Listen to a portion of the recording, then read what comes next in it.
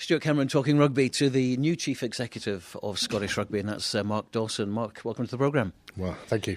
Now, first of all, obviously you're here in New Zealand. We're all a little bit down at the moment, very disappointed, obviously, with the fact that we haven't made the quarterfinals of the World Cup for the first time in Scottish history. And yet, we could easily have been top of the pool. What's your own reaction to everything that's gone on?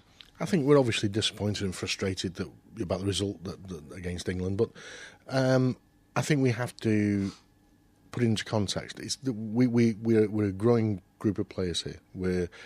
Andy's got this group together and making them generally more competitive. There's a bigger player pool and a bigger player depth.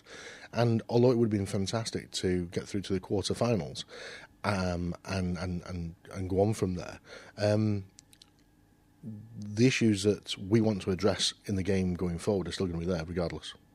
Now, Andy Robinson, of course, head coach of Scotland, disappointing Six Nations for him. Tremendous time in Argentina, winning a test series over there, and obviously, in terms of results, underperformed. But in terms of Andy Robinson as a coach, Scottish Rugby obviously 100% behind him. Oh, without doubt. I mean, Andy's a world-class coach. I'm very, very happy working with him. He's got enormous respect from the players and also from his own management team. And I'd like to take this opportunity to tell everyone that we're 100% behind Andy in the future. Because obviously, although the results are frustrating, the performances have actually been pretty good, particularly defensively. Well, I think you can argue that, for 75 minutes of both games, we were in control of our own destiny, and there were two moments when we lost control of that. So I think in terms of the opposition we were playing and the way we played, I think there's real reasons for optimism. It didn't work out. We're not going to accept that. We don't like it. But we're going to take the learnings from this experience and build for the future. Now, you've been in the job just 2 weeks now, so we're going to be as gentle as we possibly can. But obviously, a lot of things to sort out at the helm. I think there are. When I took this job, this job is full of potential. The SRU is full of potential. There's so much we can do with the pro teams and with the national teams, but there are also issues that we have to sort out along the way. But this coming to New Zealand has been fantastic. It's allowed me to see the players and meet the management team, to see them in a tournament, and I can only be buoyed by what I've seen. Of course, it was disappointing, but the most important thing is we're on the road to delivering continued success for Scotland. I'm convinced of that. What we have to do is to get our pro teams right, make sure our grassroots are protected, make sure we bring the right kind of players through, and also then attract sponsors, make stars of our players, and I think the game will be in very good shape going forward. What's number one? I think the number one is the pro teams. I think we have to make Glasgow and Edinburgh more successful than they've been. I think we have to give them love and care. We also have to organise the right business model for them and the right playing arrangements, and we took a big step towards that by the investment in Scotstoun that was organised last week for Glasgow. So we were on the road to some very, very good things there. The second thing is to bring more money into the game, more sponsors, and make stars of our players. Those are the key. People come to see stars on the pitch. People want to see faces they recognise. They want to see winning teams, and they want to be passionate about the pro teams. And we've got to give them reasons to be passionate.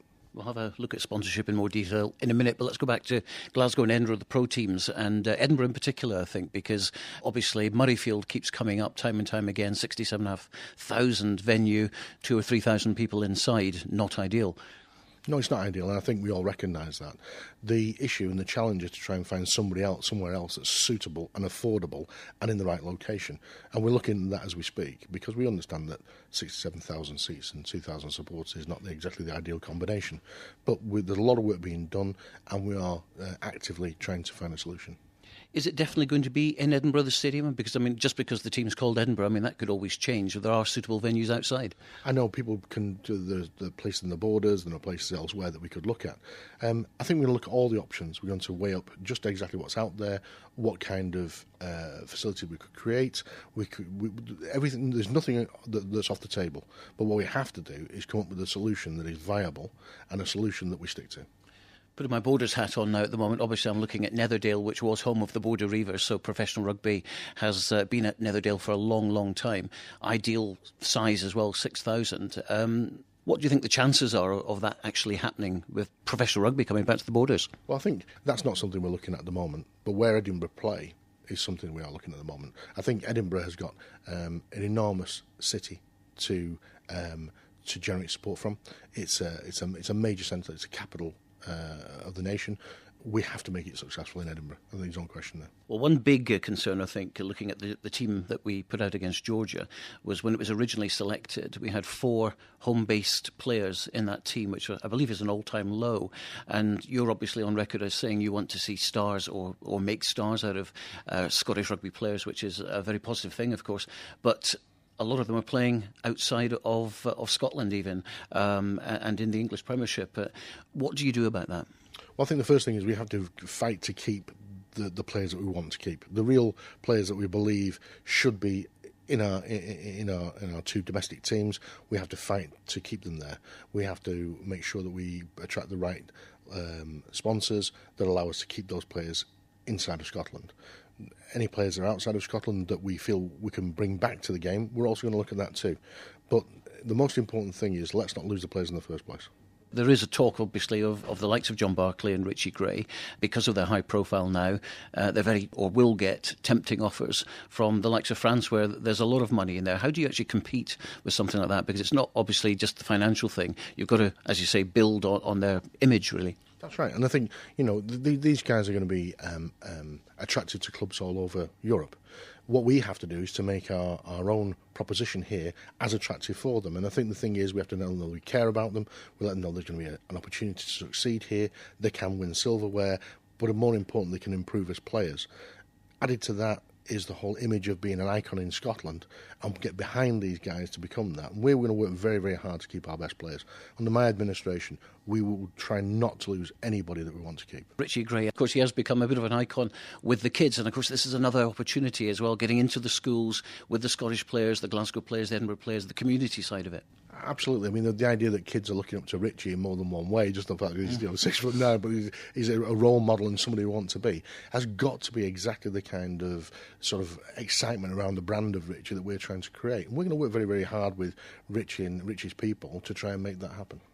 Now, other things, of course, like television, a big problem at the moment. There just isn't enough of it, and it's on BBC Alba with, of course, Gaelic commentary, which I know is an issue. It's something which you'll obviously see as pretty top priority. I think so. One of the things I want to do when I get back is to look at our whole broadcasting portfolio, look at our rights issues, look at the deals we've already got, and just review them, just to see exactly what our current position is, and then see how we can get ourselves more access to broadcasting platforms, and we'll probably take advice on that too.